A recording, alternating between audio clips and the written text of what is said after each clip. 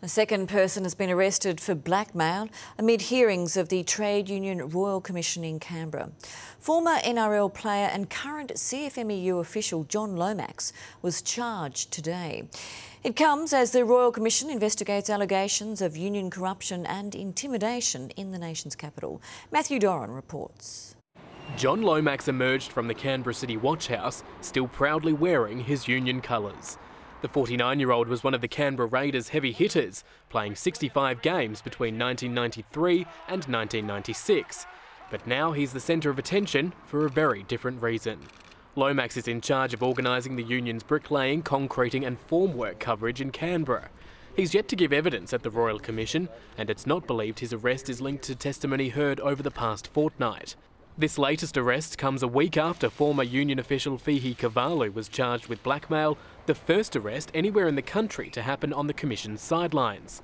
The Commission has heard evidence Kavalu demanded a total of more than $100,000 from Canberra contractors.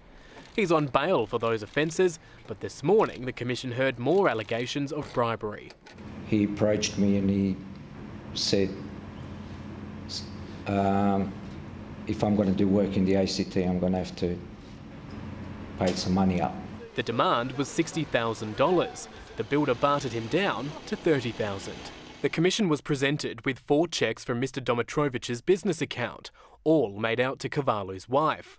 The first 2 were for around $5,000 each, the next 2 for double that. The amounts increased because Kavalu demanded the money be paid before Christmas. Somewhat surprised that Fihi agreed to take a cheque to his wife. That surprised me the most. What, you mean because it could be traced in due course? Yes. Kavalu is next due in court in September, whilst Lomax will make his first appearance on the charges in a fortnight. Matthew Doran, ABC News, Canberra. And for more on this story, reporter Matthew Doran joins me now. Now, Matthew, what do we know about the charges that have been laid against John Lomax? Well, Virginia, actually very little. These charges have been laid before Mr Lomax gave evidence to the Royal Commission. He is on the official witness list but has yet to be called, and the Commission has told us that the charges do not relate to any mention of Mr Lomax at this stage. His name has been mentioned by a number of witnesses so far who have alleged he is one of the union officials who have come on to work sites and carried out various activities that they say was underhanded.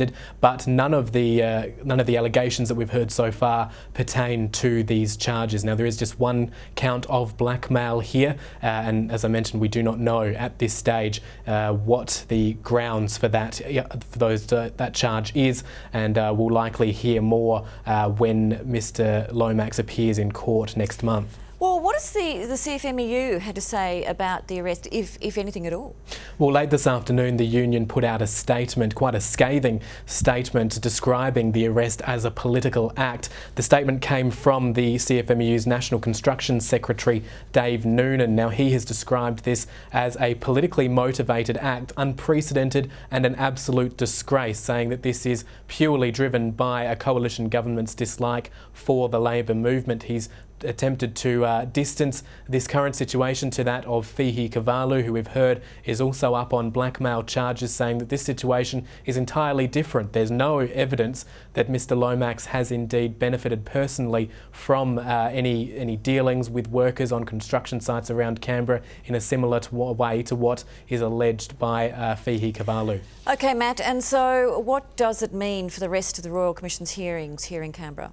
Well, as I mentioned, Mr Lomax is still listed as an official witness for the Commission. A summons has been issued for him to appear. The ABC understands that lawyers will have to decide over the weekend whether or not to push ahead and call him before the Commission. There is still some discussion about whether or not that will actually happen in light of these charges. If he was to appear, one can assume that we might hear some more evidence about what has led to this blackmail charge, but it is still very much up in the air, with some senior CFMEU officials such as the ACT Secretary Dean Hall and other organisers are still slated to appear sometime next week.